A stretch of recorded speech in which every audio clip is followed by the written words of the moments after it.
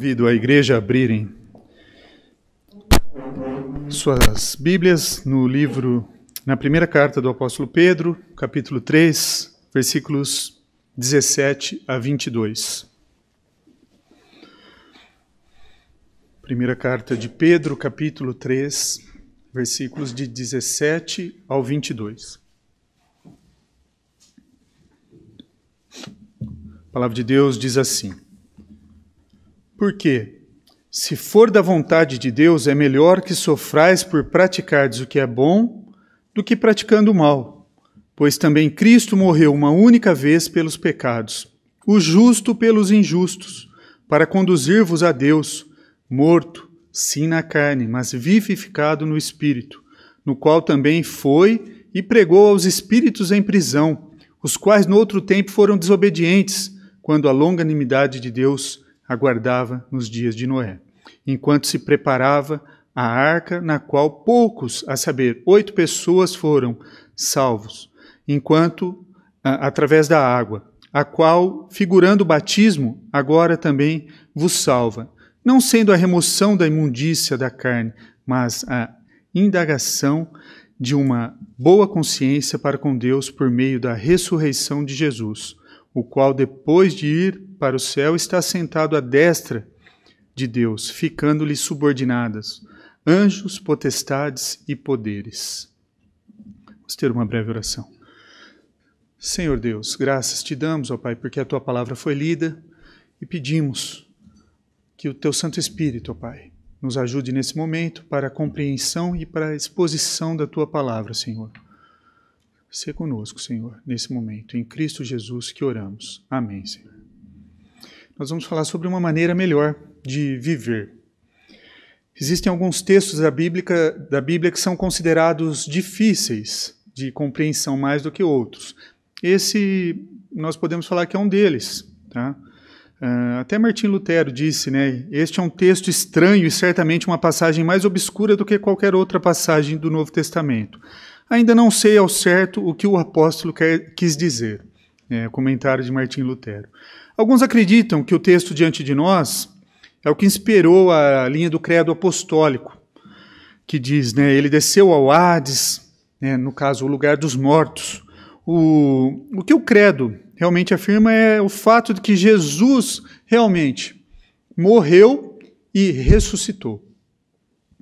Em textos que algumas pessoas não gostam de estudar, nós podemos encontrar algumas das mais valiosas verdades bíblicas.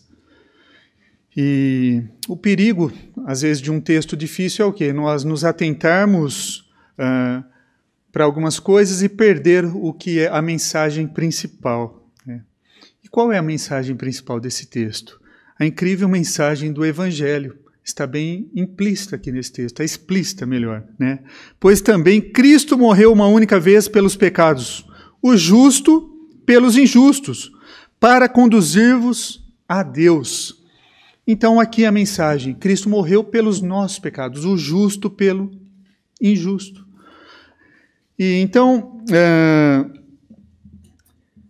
nós somos informados o quê? Que Cristo morreu pelos pecados, e ele tinha um propósito para morrer. E qual que era esse propósito? Morreu como pagamento pelos nossos pecados. Pagamento pelos nossos pecados. Isso nós chamamos de expiação substitutiva. Jesus tomou o nosso lugar e pagou aquilo que nós não poderíamos pagar. Em segundo lugar, observe que o pagamento foi feito de uma vez só por todas.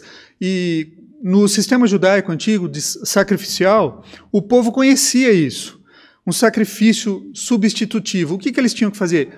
Muitos diariamente iam ao sumo sacerdote, levar o quê? Uma pomba, um cordeiro, para a remissão dos seus pecados. Eles ofereciam sacrifícios diários. E no dia seguinte tinham que ir lá novamente levar para pagamento de seus pecados. Porque o pecado, nós cometemos eles diariamente. O fato é que você passaria oferecendo sacrifícios todos os dias, né? Teria que voltar a fazer tudo de novo. Nós podemos fazer uma analogia com uma pessoa que tem que limpar um prédio comercial. Ela limpa, deixa tudo bonito, e após aquele dia de uso, ela tem que voltar lá e limpar novamente. Tá? Então, é como se fosse isso.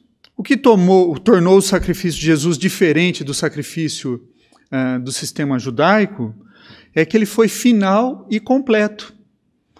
Vejamos o que o autor aos Hebreus escreveu sobre o sacrifício de Cristo, no capítulo 9, versículos 12 a 15. Com seu próprio sangue, e não com o sangue de bodes, bezerros, entrou no lugar santíssimo de uma vez por todas e garantiu redenção eterna. Se, portanto, o sangue de bodes, bezerros e as cinzas de uma novilha purificavam o corpo de quem estava cerimonialmente impuro, imaginem como o sangue de Cristo purificará a nossa consciência das obras mortas, para que adoremos o Deus vivo, pelo poder do Espírito eterno. Cristo ofereceu a si mesmo a Deus como sacrifício perfeito. Então Pedro explica como isso é possível. Jesus era justo. Em outras palavras, não tinha pecado. Tá? O único sacrifício que poderia finalmente e totalmente pagar pelo preço do pecado seria o sacrifício sem pecado, de alguém que fosse sem pecado. Alguém que tivesse o valor que pudesse ser comparado a milhões de pessoas. E o único sacrifício era o de Cristo Jesus, que sendo Deus se fez homem. Jesus, como Filho de Deus, sem pecado, era o único qualificado, então, para realizar esse sacrifício, para servir como um substituto nosso. Algumas pessoas ficam ofendidas, né, com essa conversa de sacrifício, de levar, né, animais para a morte, quando vai estudar a Bíblia, né? E fala, é uma religião muito sangrenta, o cristianismo, tal. Eles atestam do sangue, falam do sacrifício e acabam recuando com a noção de que Jesus foi enviado por Deus para morrer pelos nossos pecados. Eles dizem que o cristianismo é muito violento. O que eles não entendem é que devemos sentir a sensação mesmo de repulsa. Essa é uma sensação. Por quê? O sistema sacrificial lembrava o quê? Que as pessoas, né, o verdadeiro horror do pecado, que sem derramamento de sangue não há remissão de pecados. Então deve nos levar a uma repulsa. O pecado era tão horrível que a morte era o único pagamento. É isso que o sangue simbolizava. O que eles não entendem é que devemos, né, então, sentir essa sensação de repulsa mesmo. Observe que o preço foi pago totalmente. Jesus não simplesmente fez um pagamento inicial e falou assim, agora vocês vão pagar as prestações que eu deixei. Não. Ele fez de uma vez por todas. Nós não precisamos mais fazer nada. A obra de Cristo ela é completa, suficiente. E, em vez disso, a Bíblia nos diz que nós estamos bem com Deus, né, por causa da vida sem pecado e da morte de Cristo, da sua ressurreição triunfante. Isso não significa que agora nós podemos fazer o que nós quisermos. Também não. Muitas pessoas pensam assim. E se realmente confiamos em Cristo, sabemos que a verdadeira vida só se encontra nele. E tentaremos viver o que? Uma vida de uma maneira santa, porque é a melhor maneira de viver. Um exemplo disso é o quê? Os alunos estão tendo aulas virtuais agora. Uma coisa muito difícil, né? Ficar tendo aula virtual, reuniões virtuais, é muito difícil. Eles não têm mais o contato com seus amigos, mas uma coisa eles têm que fazer, eles têm que entregar a tarefa. E se eles não fizerem a tarefa, eles vão o quê? Reprovar. Eles são o quê? Obrigados a entregarem as tarefas. Então, o que nós podemos entender, né? Os alunos fazem essa tarefa porque são obrigados. Nós que entendemos o que Cristo fez por nós, nós vamos viver uma vida de uma maneira diferente, porque nós entendemos e somos gratos pelo que Deus fez, e não por obrigação, mas por gratidão pelo que Deus fez, nós vamos viver uma vida diferente dos alunos que têm que entregar trabalhos obrigatórios, né? Então faz uma grande diferença, né, nós falarmos de viver uma vida de santidade. Eu não posso isso, não posso aquilo. Antigamente, quando eu era criança, eles comparavam os crentes, não pode fazer isso, não pode fazer aquilo. De fato, nós não é que nós não podemos, nós não queremos mais fazer. Quando nós compreendemos, nós não fazemos algumas coisas porque vai desagradar a Deus, e nós não queremos desagradar a Deus com as nossas atitudes. Por isso nós vivemos uma maneira melhor, né? Uma maneira que agrade a Deus. E isso vai nos levar para uma vida de santidade, uma vida num caminho puro, um caminho não isento de tropeços, não, mas um caminho que o pecado se torna o que? Acidentes nas nossas vidas. Algo que nós não planejávamos, mas acabamos cometendo. Versículos 18 e 19 ainda do capítulo 3 de Pedro. Morto sim, na carne, mas vivificado no Espírito, no qual também foi e pregou aos espíritos em prisão. Esse é o ponto mais polêmico aí, que há muitas linhas de pensamento, né? Jesus, ele estava o quê? Dando uma segunda chance para as pessoas, por isso que ele foi pregar os espíritos em prisão. Essa é uma linha de pensamento. Ou estava fazendo o quê? Ele foi e falou para quem? Para os mortos que viveram na antiga aliança? Não, tá? Ele estava anunciando a sua vitória sobre o pecado. Existem então essas interpretações. O fato é que Cristo falou sim para alguns espíritos em prisão. Nós não sabemos se são anjos caídos, o que são. A Bíblia não deixa claro o que são esses espíritos em prisão, mas Cristo foi e proclamou a esses espíritos, tá? No entanto, a palavra traduzida por proclamar não é pregar o evangelho. Ele não pregou o evangelho para esses espíritos em prisão. Ele não anunciou, Jesus não ofereceu segunda chance para esses espíritos em prisão. Ele simplesmente anunciou que a salvação havia sido realizada. A proclamação, o Cristo ressurreto, está aqui. Isso causou angústia para alguns, mas para aqueles que acreditaram na promessa e estavam o quê? Esperando que ela acontecesse, foi o quê? Uma mensagem de grande conforto e alegria, porque significava que as portas dos céus estavam abertas. Tudo isso pode parecer confuso, né? Você pode até perguntar, pastor, mas por que Pedro está falando isso agora? Por que ele está nos contando essas coisas aqui, né? Aqui, eu acho que nós precisamos ver, né? A vitória de Cristo na cruz foi o quê? Uma vitória que não foi só terrena, ela foi uma vitória cósmica. Ela foi algo que transcende a nossa imaginação, o nosso pensamento, a nossa mente limitada. Tá? Afetou não apenas nós, mas afetou toda a criação. Pode ter parecido com um terremoto no fundo do oceano que criou um tsunami e afetou toda a criação. A morte e a ressurreição de Jesus foram os atos decisivos para o quê? Derrotar Satanás e as suas hostes. Quando Satanás achou que tinha vencido, quando encaminhou Cristo para a cruz, Cristo ressurgiu dos mortos e venceu Satanás. E a verdadeira serpente foi esmagada nesse momento. Tá. Romanos 8, 20 a 22, Paulo diz assim: pois a criação está sujeita à vaidade, não voluntariamente, mas por causa daquele que a sujeitou na esperança de que a própria criação será redimida do cativeiro da corrupção, para a liberdade da glória dos filhos de Deus, porque sabemos que toda a criação, a um só tempo, geme e suporta angústias até agora. Então, a obra de Cristo ela tem um efeito muito mais amplo do que somente em nossas vidas. Ele é o Salvador de tudo que foi criado e foi corrompido pelo pecado. Ele redime a tudo. Então nós vamos falar dessa salvação graciosa, versículos 20 e 21, os quais no outro tempo foram desobedientes, quando a longanimidade de Deus aguardava nos dias de Noé, enquanto se preparava a arca, na qual poucos, a saber, 8 pessoas foram salvos, através da água, a qual, figurando o batismo, agora também vos salva, não sendo a remoção da imundícia da carne, mas a indagação de uma boa consciência para com Deus, por meio da ressurreição de Cristo Jesus. A longanimidade de Deus. Observe a paciência, né, de Deus. Ele esperou pacientemente Noé construir, terminar a arca.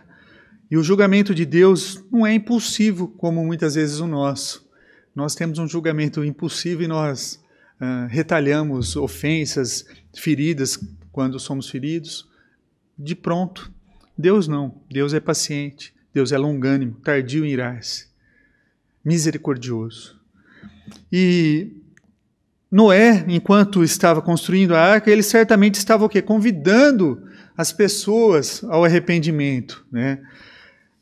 Pedro diz que 8 pessoas foram salvas pela água, e esta água simboliza o quê? O batismo, que agora salva também. Apenas 8 pessoas, né? Salva você também, eu quero dizer, né? Apenas 8 pessoas, a família imediata de Noé, foram salvas. Com isso, como isso se relaciona com o batismo, né? Nós vamos entender, né? Alguns dizem que significa que devemos ser batizados para sermos perdoados e renovados. Agora, olha, Atos 2:38 diz assim: arrependa-se e seja batizado para o perdão de seus pecados.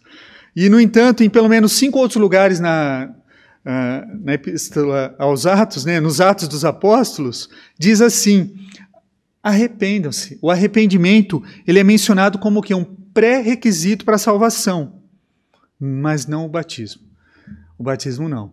Tá? Então o batismo é o quê? Uma declaração externa de uma demonstração interna. O batismo, ele não salva ninguém. Tá? Diferente de como algumas pessoas acreditam ou ficam desesperadas em batizarem seus filhos devido à tradição católica romana, porque acham que se seus filhos não forem batizados, eles não serão salvos. Não, não é o batismo que redime. É a graça de Cristo que nos redime, que nos salva.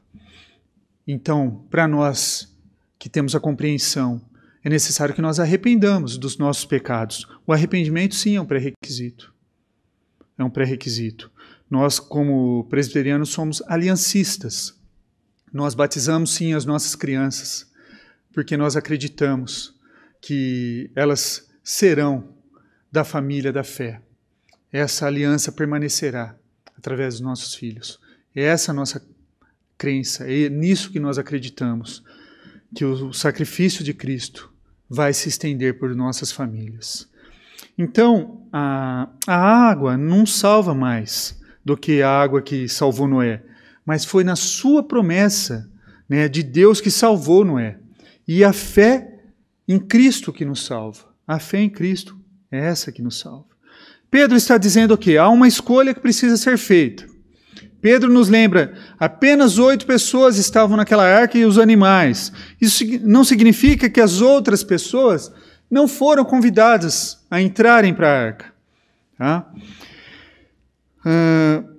A mensagem de julgamento, né, que Noé deve ter proclamado, né, claramente, deve ter dito a essas pessoas. E Deus foi o quê? Paciente. E muitas vezes ninguém acreditou em Noé, e ninguém ouviu Noé. Somente a sua família foi salva.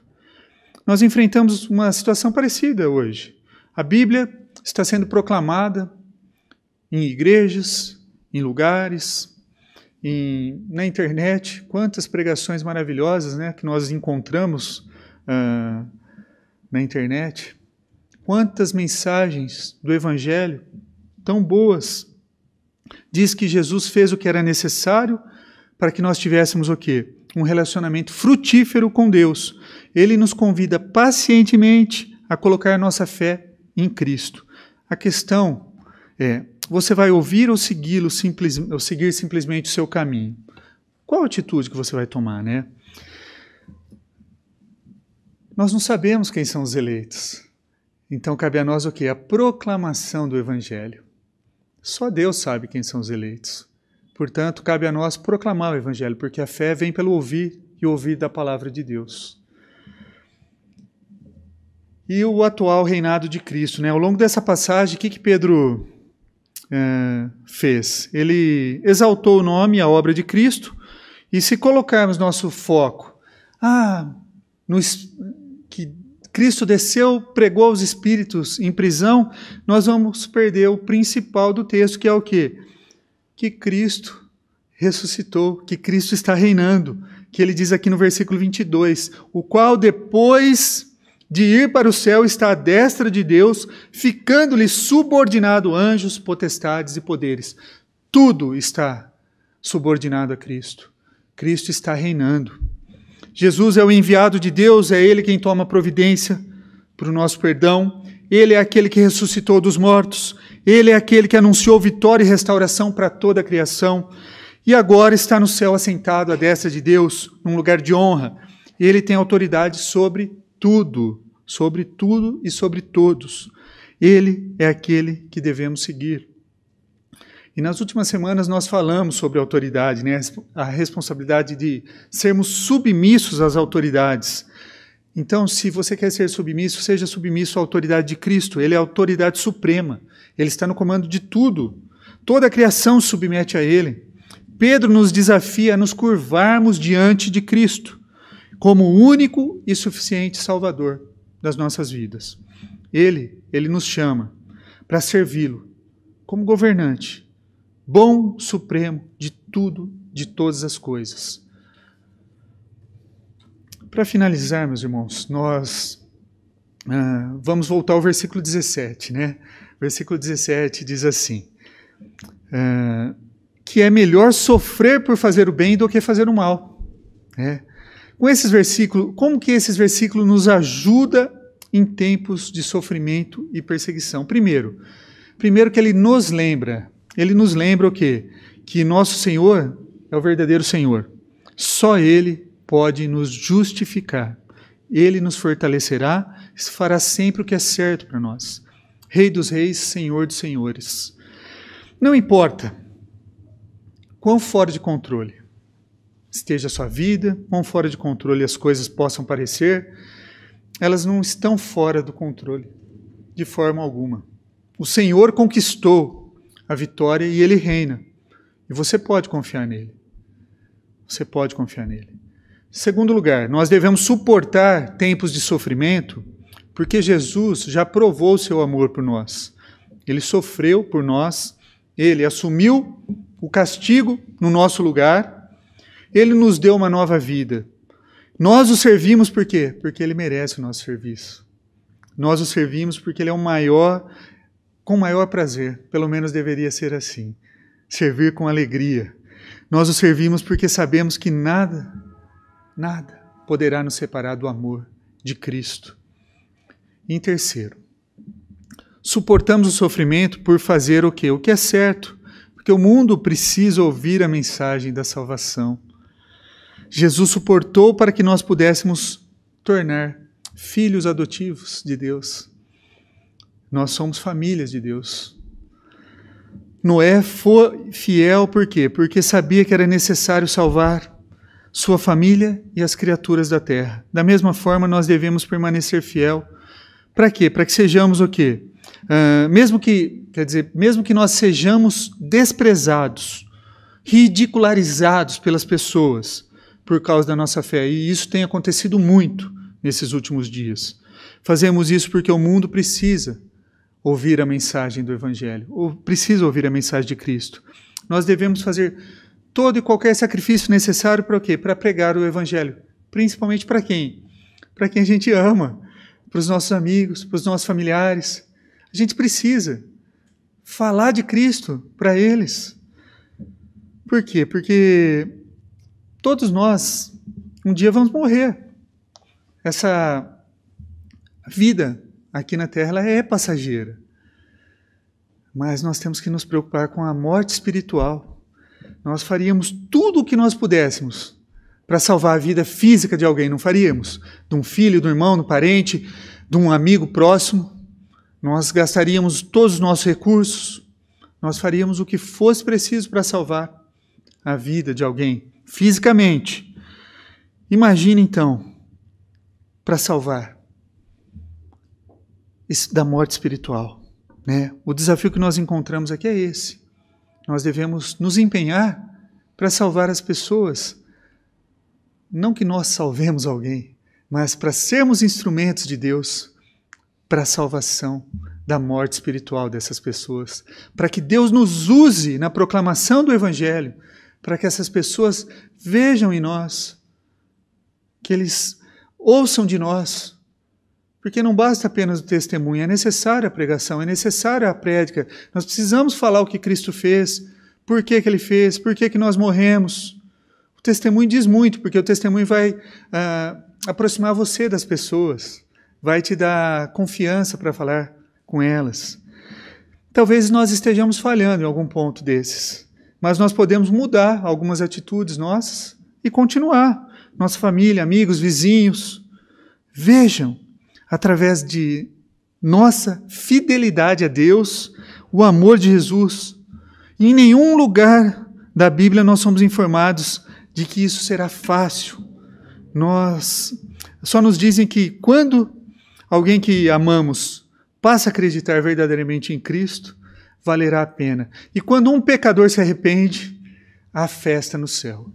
Isso deve nos motivar, nos alegrar a sair pregando, a falar para as pessoas sem vergonha. Não me envergonhe do Evangelho. Falar com alegria. Então, eu não sei o que você tem passado, como tem sido o relacionamento com as pessoas. Aguente firme. Lembre-se de que Deus providenciou Cristo e Cristo agora está no trono, Ele está reinando. Lembre-se do que Ele fez por você, do que está em jogo.